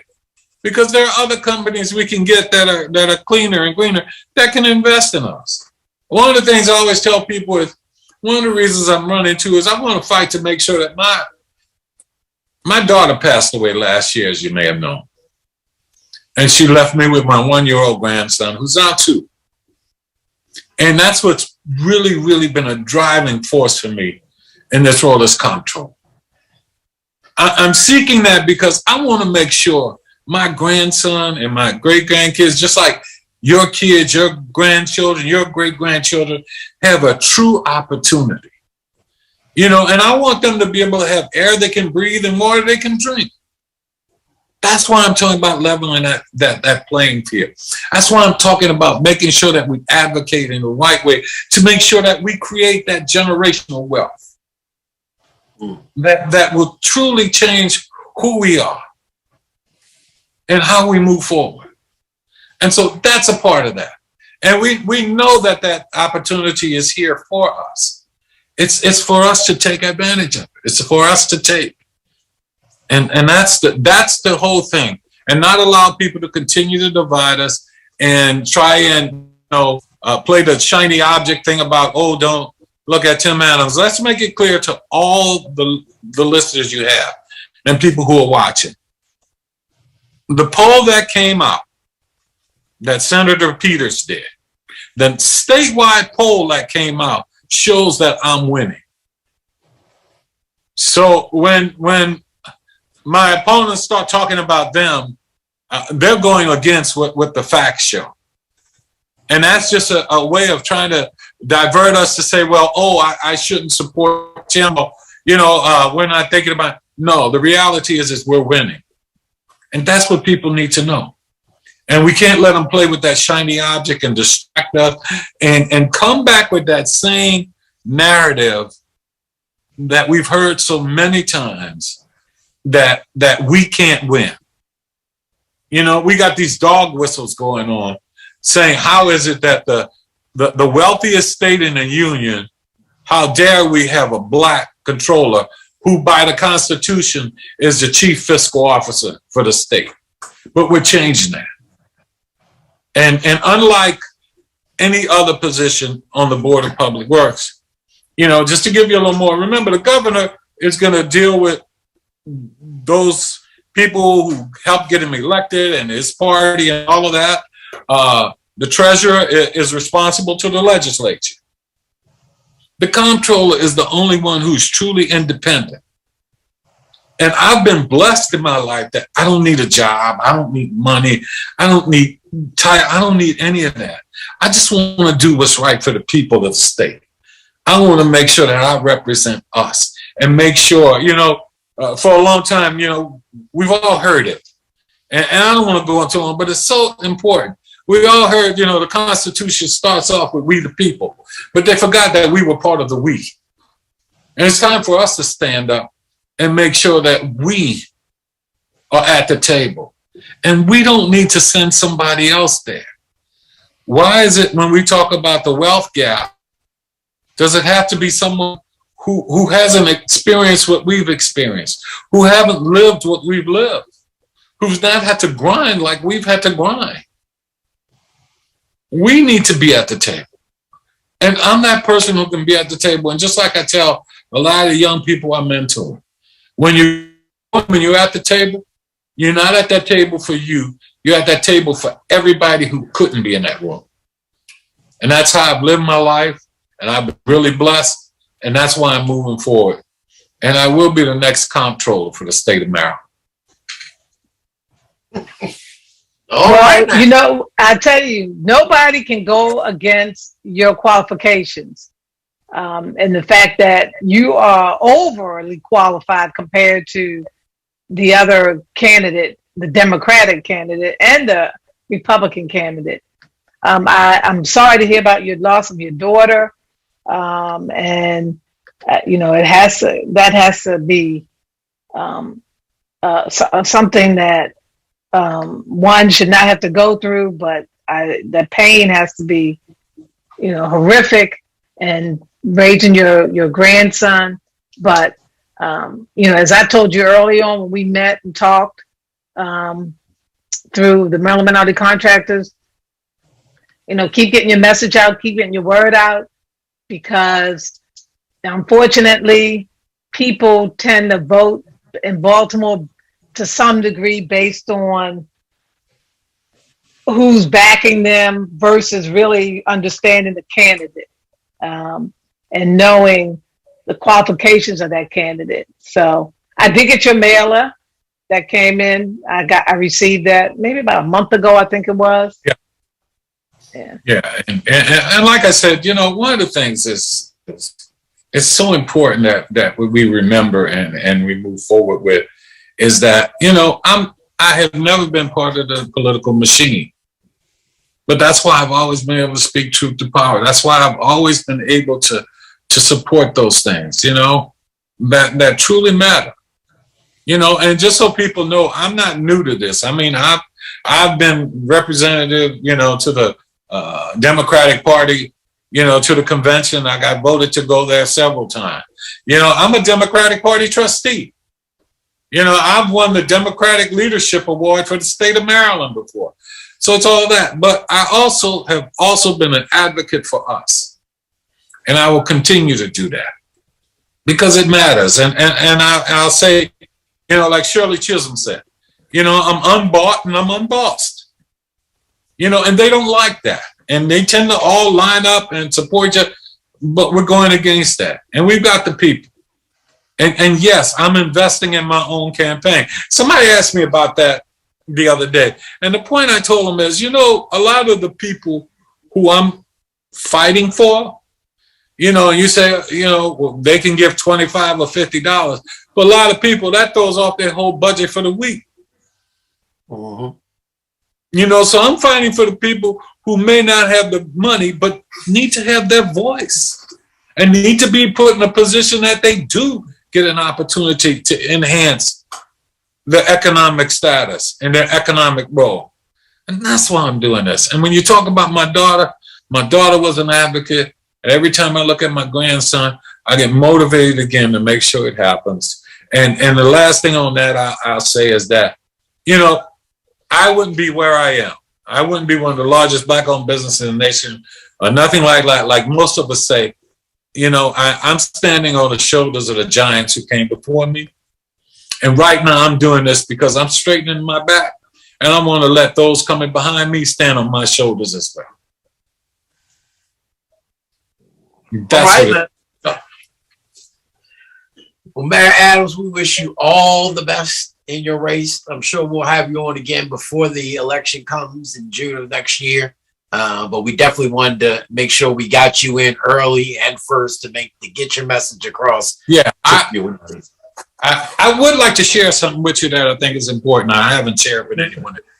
Mm-hmm. And one of the things I want to make sure is I let you know is that as part of becoming the comptroller, I will not have the comptroller's office, being part of the exodus from the downtown office hours. I want to keep the comptroller's office in downtown. Too many things are trying to be pushed in the white L and forgetting about the black butterfly. And we've got to make sure that we maintain there. And so I want people to know that I'm going to support keeping that and making sure we look for space when I become comptroller to keep the comptroller's office in downtown area. Because I want to make sure that we do a true redevelopment down there and help with that. But also because people need to be able to get to the comptroller's office. The people who need that office the most are those who are working class, who need to be able to get there by walk, by bus, by bike, by rail, but they need to be able to get somewhere and not have everything pushed, to the waterfronts. We've got this bad mentality of thinking everything needs to go to the waterfront. And that's what that. I don't believe that. I believe we need to be where the people are, and we need to help be part of that revitalization. So just to let you know, the first one I'm talking to is I will be asking the General Services Administration to start looking for a comparable place right in downtown so that we can keep it there for the people and make sure that we help with that redevelopment and understand that we've got to make sure that Black Butterfly survives as well. Well, that sounds good. I hope y'all let the Register of Wills office come over there with you because those courthouses are falling apart downtown. Gotcha. Gotcha. So that's great to hear. Great to hear. And there's a lot of space. There's a lot of space downtown too. Yeah, it is. So You heard it first, family, right here on the Political Regulators. That's first time you heard that. All right. All right, now, we appreciate your time. But before you go, though, let people know how they can find out more information about you and your campaign. Yeah, if you would like, I've got all the different things. But go to timadams.org. timadams.org. And you can find all the things on me. And please go take a look. But also, I say this, let's make sure that we represent our own interests. Let's not feel like we've got to sell ourselves short and believe that when we talk about closing that wealth gap, that we've got to count on somebody else, that we can't count on ourselves. We've got to trust ourselves. And we've got to know that we've got the intellect and we've got the skill sets and we've got the heart to fight to make sure that we're all represented. So, hey, thank you for having me on this evening. I appreciate it, and have a good evening. Good evening. Thank you. Right. Oh, right. Good night. Man, that was a good interview. See, that's the first time I've heard from him. That's the first time. Is it? That's the first time I've seen him. I'm impressed. Had an opportunity. Oh, yeah. And he's genuine. Yeah. Only thing I don't really care too much for is he's part of another fraternity, but that's another story. Y'all. Hey. Those fraternities are like gangs, man. I'm telling y'all talk about. Yeah, but we do help. We help in the community. It ain't nothing about it. And they're not gangs. They are right. Well, brother and sisterhood. Right. The BGF gives back and helps in the community. Does turkey drive. So do we. So do we. They just happen to sell crack and all that other stuff. But see, this is the thing. No, really, Black Guerrilla Family got twisted over the years, especially from this younger generation. It started in the prison system as African Americans sticking together against the white correctional officers who were killing them and beating them back in the George Jackson days.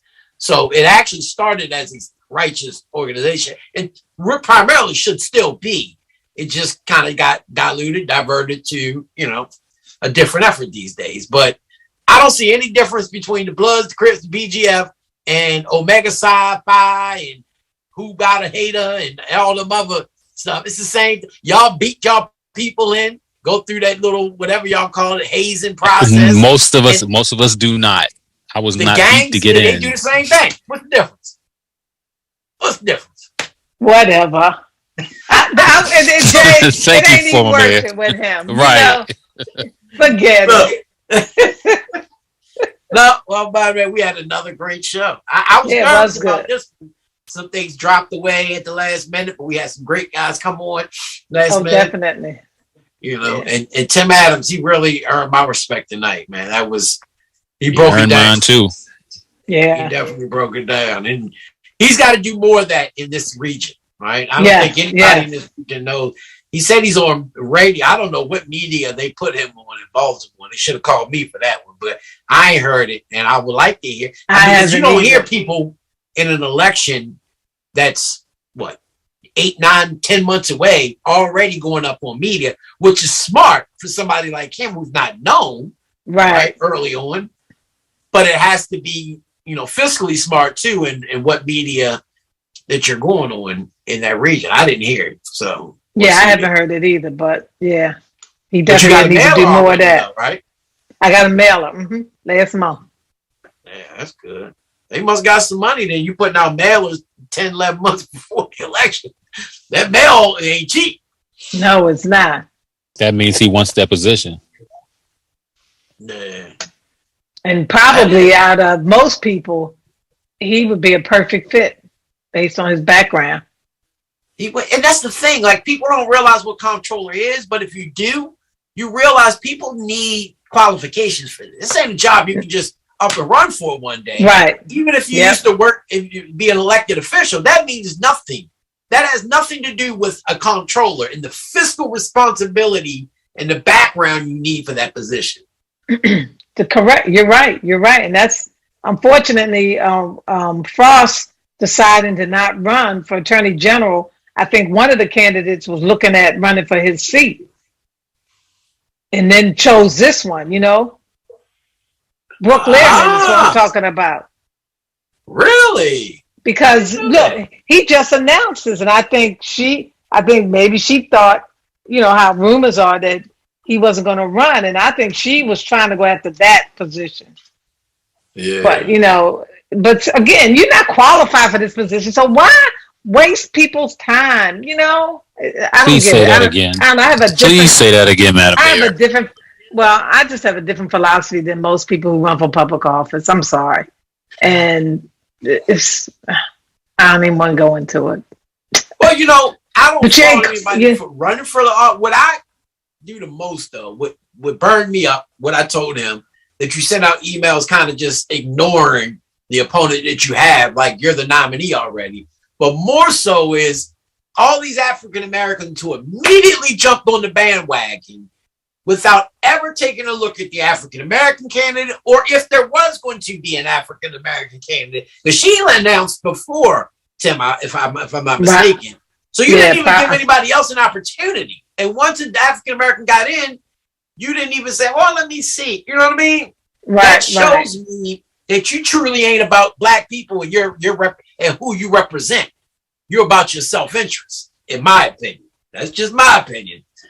But, it ain't all about just a Democrat and I'm going to support them because we serve together. So, no, man. You got to be qualified for it. And, if you qualified, then there's other people, and I know you better, and I support you. Cool, but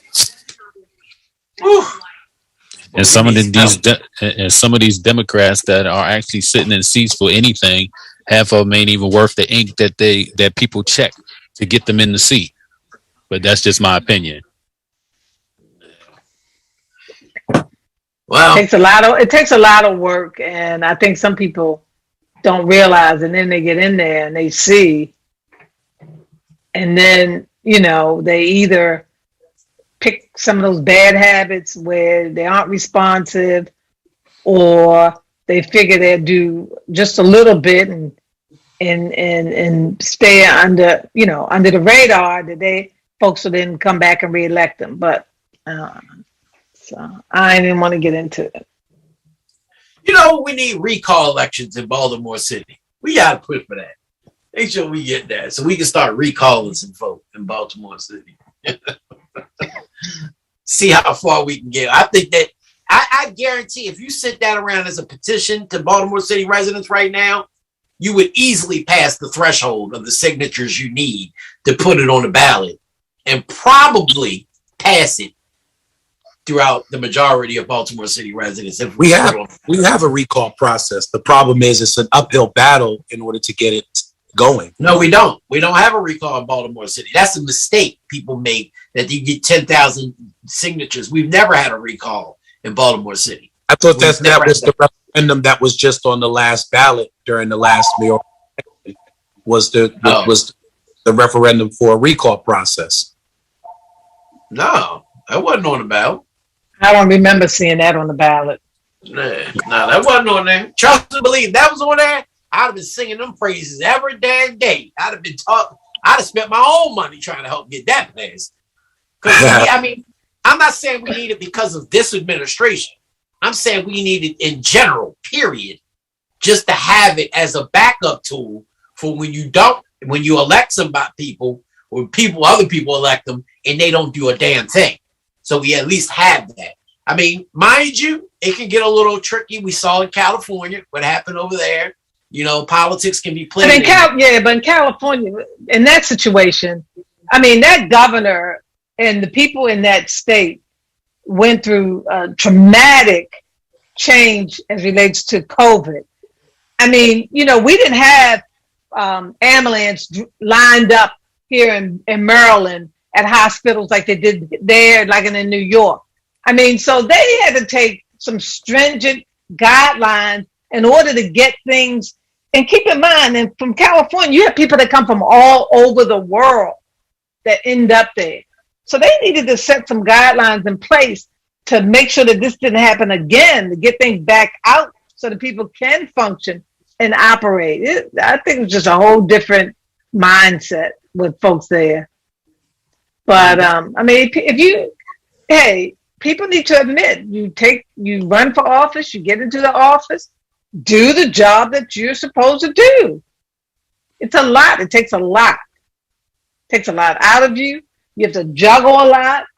And, if this is not something that you think you can do, then, hey, admit it and say, hey, this is not what I thought it was supposed to be.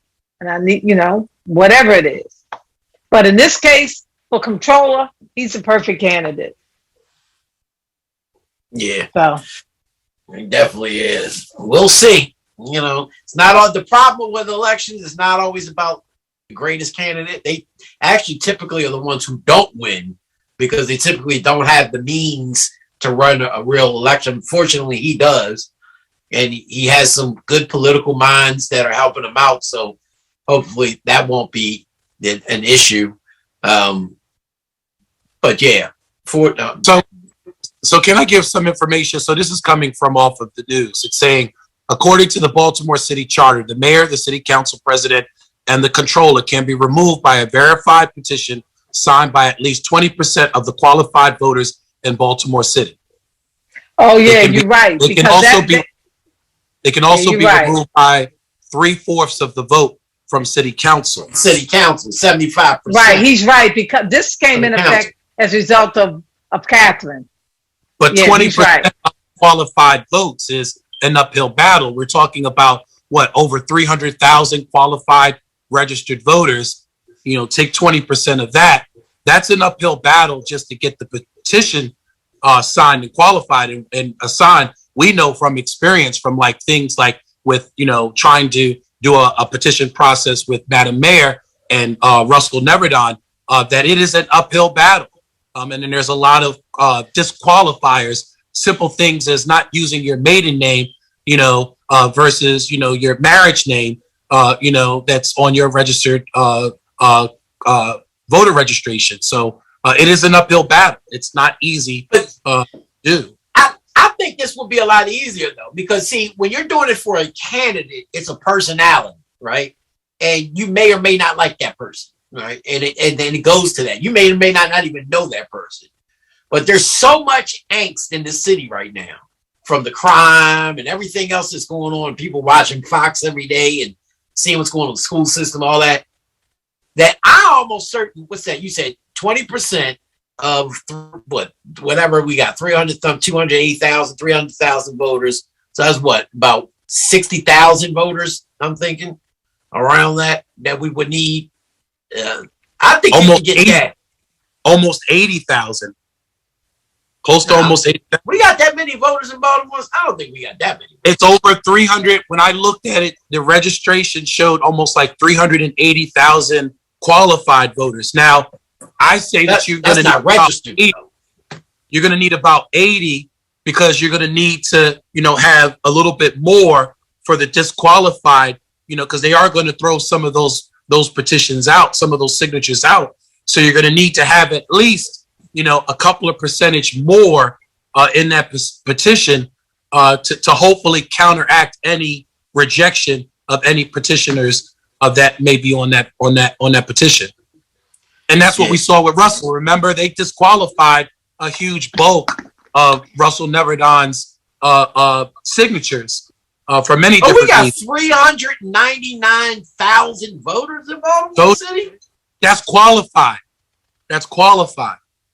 No, that's all. That's the total. It's 300. So Neverdon, was that a write-in campaign? What was that? Yeah, I can't remember. Yeah, he did a write-in candidacy. Correct. And you need a certain amount. And Jason's right. What you find with that, which really needs to be changed, and they tried to change the General Assembly, they didn't do it. They did a little bit, but not all the way.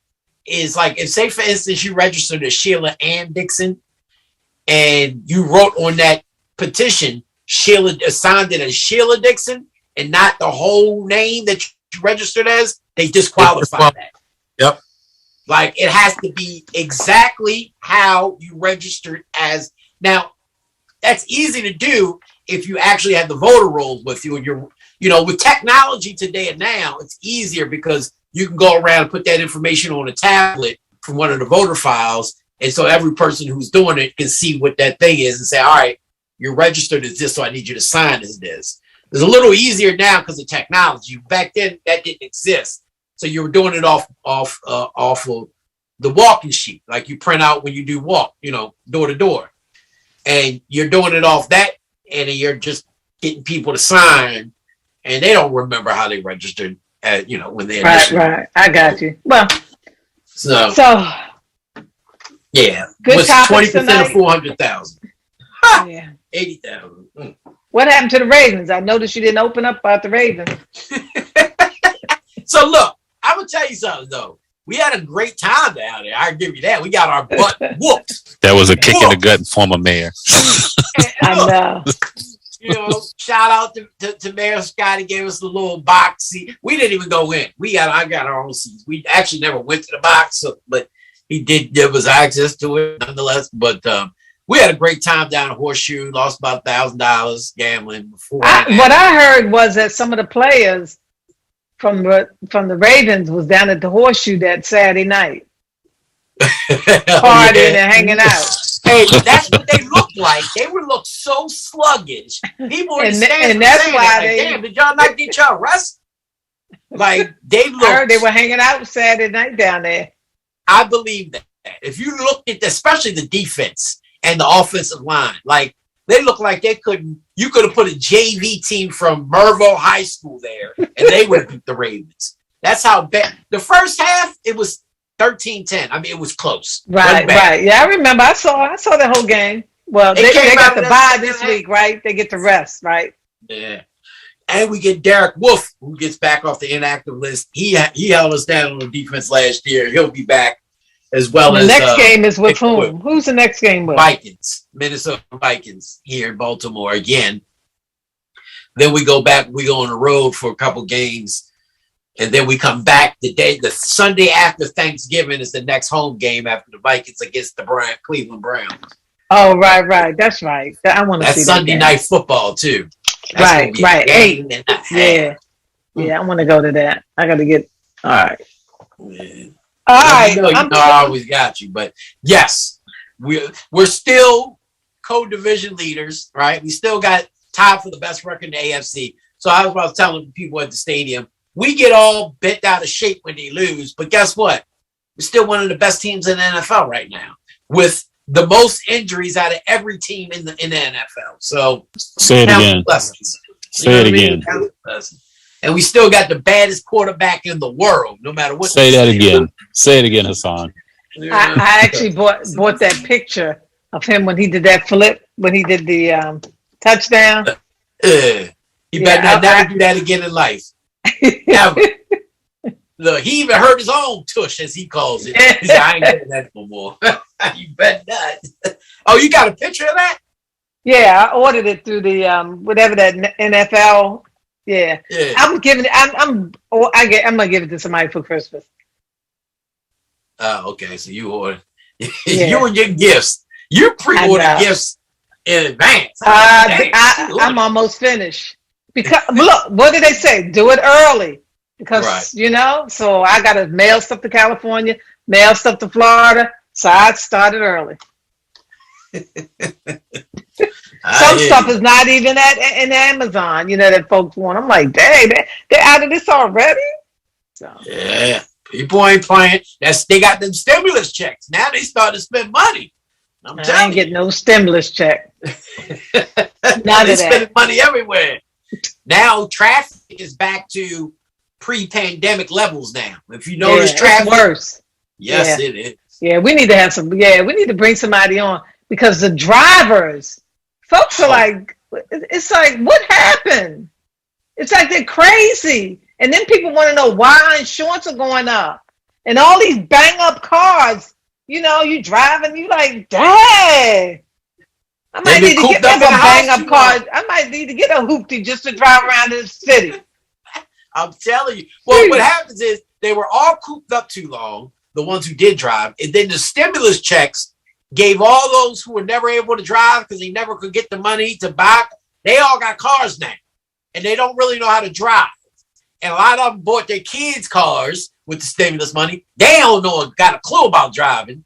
So that's what we get. But these are like aggressive. It's an aggressive driving. You know, people don't wait at the light, or you might be in a lane and you go in traffic because you know about that speed camera, and they come around you and on the other side of the lane, or it's crazy.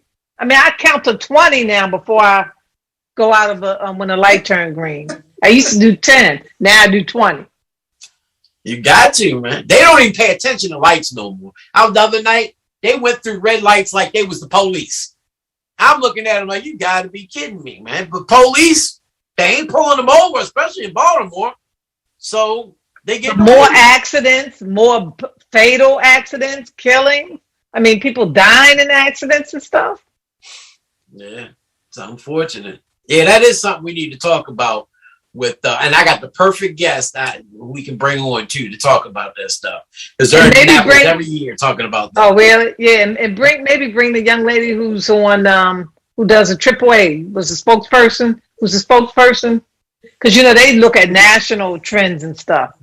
Yeah, that's what I was talking about from Mid-Atlantic AAA. Yep, and they do some good. They got a lot of like graphics and information data and all that stuff. And they can break all that stuff down and get into it. But I know we ain't tripping. Like, this has got to be the worst time to drive ever.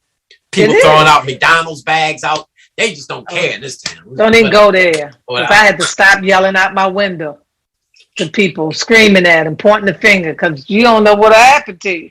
So I had to back off. You better not yell at somebody with all the road rage going on out there. I know. I used to, but I would. I used to do that. I used to pull up and say, "Can't you wait till you get to wherever you're going?" I used to do that, and I stopped. And when I was mayor, myself and one of my executive protection, because he lived in the city, and he and I were both passionate about questioning. The worst part is this: they're in the wrong, right? They'll cut you off, do ever, and then look at you as if you're wrong. Like, you're crazy. I'm like, but you, like, they really, the girl wanted to fight me so bad, and she kept cutting me off. And I'm like, I'm thinking to myself, damn, what the hell did I do? That's just how they are. It's just their You must have said something. Did you say something to him? Didn't say nothing. I'm looking at it like you're crazy. Well, that's why, because you looked at it like you crazy. I'm like, I don't say nothing. I just like, no. I Malika tell you, I cuss them out. I don't care who you are. I didn't. I just looked at them like, you're crazy. But everybody else, dude, to be what you want to do? Like, but you gotta stop. You gotta stop, because you're right. People pull out a gun, and that's the end of that. I need Malik. Malik calms me down. Malik be like, "Daddy, calm down. It's all right." I had a woman who was on my right hand side. I did put on my signal, and I got in front of her. As she pulled up on the side of me, she rolled her window down and she began to call me a nigga. And I put my finger up at her and kept right on driving, like as if she didn't even exist. Man, people take that's the other thing. But that's the other thing.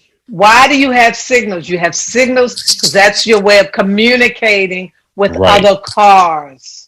Right. You put on the right signal. You put on the left signal. That's the way you communicate. And then the courteous signal when you let somebody out because they at the Burger King and you driving down System Street or wherever. Nobody's courteous. So they didn't teach that at driver's ed where people say thank you. What happened to that? Where you put the hand up? I ask that same question all the time. It's like, put your hand up, acknowledge that I let you in front of me, but they don't do that anymore. Sometimes I blow the horn. Now I will blow the horn and say, you can say thank you.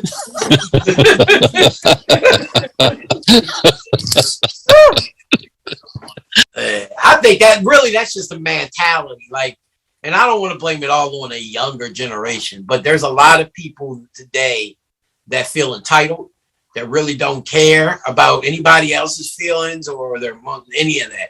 And they feel like you're supposed to let them in front of you or you're supposed to do those things. Courtesy, all that stuff, that's out the window. I mean, thank you, excuse me, when you bump people and all, doesn't even exist these days at all. If you're going in somewhere and somebody's like Starbucks, I'm a Starbucks, and the person has 2 cups in their hands, and then you hold the door. Or you might see an older person or whatever, and with a cane, and you hold the door for the person, and somebody cutting across them while you trying to hold the door to let the other person in.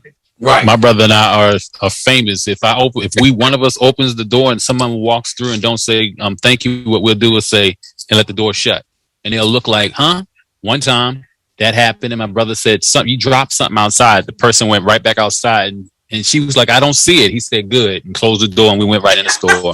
Now, see, that's what y'all do. You know what I do?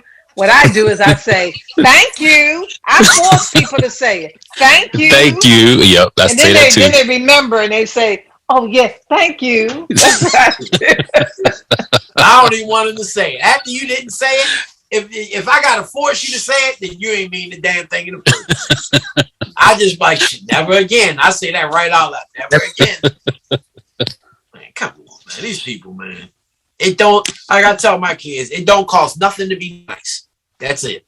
That's what this world really needs, a lesson on courtesy and just being considerate to other people. Yeah. Don't cost you a damn thing.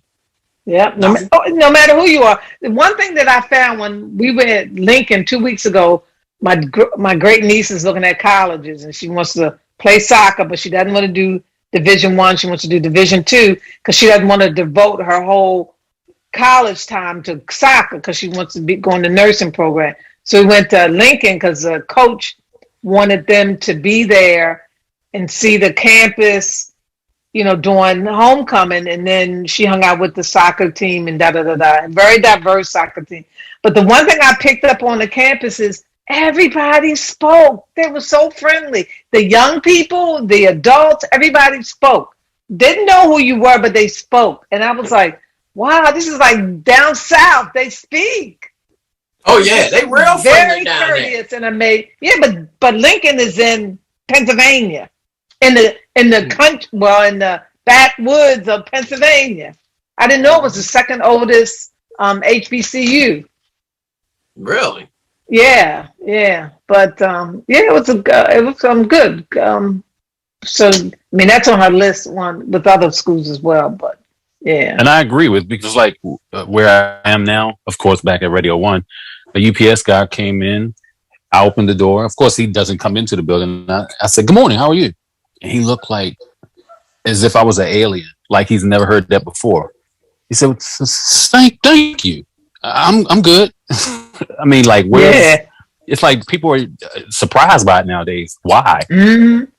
Yeah, but I bet you if you said it on Facebook, he would acknowledge it. That's social media. Just these phones rule these days, man. I'm telling you, I don't understand. Like Facebook went down, and you would have thought these people were going to lose their damn mind. Instagram.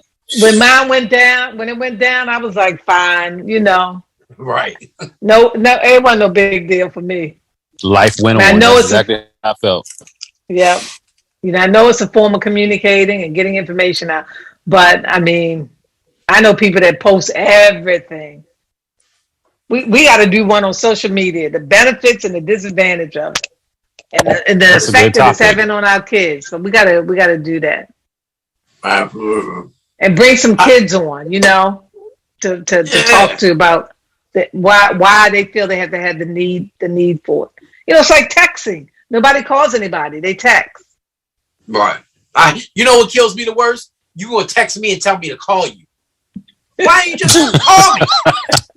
Well, but they might have tried to call you. I know somebody tries to call me and my phone's not near me or doesn't show up on my watch, and then they say, "Hey, call me." So sometimes if I'm texting, if I'm calling you and you don't respond, I will text you and say, "Hey, give me a call when you get a chance." I could just called you. No. These people just text to say, call me. Like, they don't call. I can understand if you called and it didn't go through or I didn't answer. Cool. They text to say, call. And then I cuss them out like, why would you just call? Oh, I didn't know what you were doing. Okay, well, I wouldn't answer the phone. If I was busy, I just wouldn't answer. Like, I wouldn't have paid attention to your text. Call. Like, that burns me up. Don't text me. Oh, you. What burns me up the most, if it's not about business, please keep me out of 30 group text messages. Oh, 30 people in the group. That kills me. Well, you every and Jason time. need to go tell y'all host that in the morning. I love him to death, but if you sit, What because host? the problem is old people don't realize when you send a group text, everybody who responds, it keeps going back to everybody. He's talking about Larry. Yeah, when Larry wants to share something about what's going on.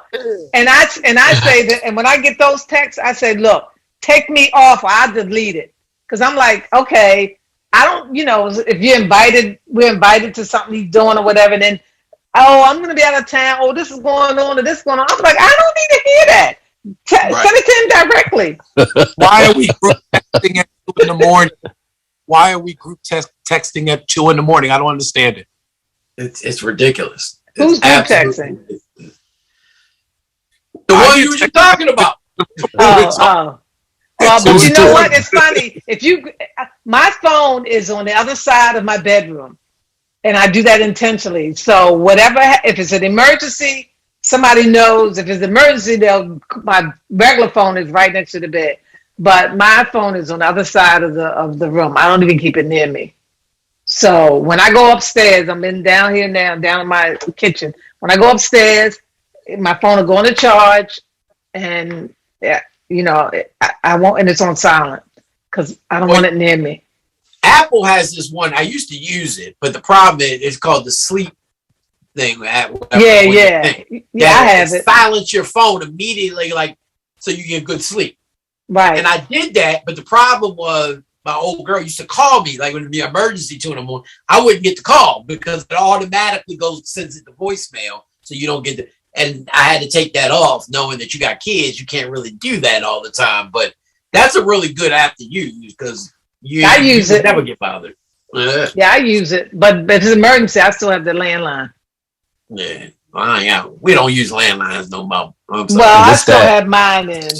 What's that? Look, I got one because Verizon makes you have it in order to have their internet. Right. And I have Verizon. But now I have Comcast, but I have it because also my security system, which I still could get rid of it because I could go totally wireless on that as well. Yeah. Well, I got the phone line and don't even plug the phone in, so I don't even know what my phone number is. To tell you the truth, who knows? Anyway, I'm gone. All right, we can sit on here chatting all night. We talked about all the things that pisses us off. So we got a couple topics. Right. We got a couple shows out of that one. Yeah. Right. All right. Later. Until next time, family, make sure you tune in next Tuesday, 6 to 8 p.m. Political Regulators, right here, Facebook and YouTube at DMV Daily News. And remember, I forgot to say, I'm so tired. Just check us out next week. Good night. The new day brings a new promise. New promise begins with a new day. Therefore, the promise of tomorrow is greater than that of yesterday. Good night.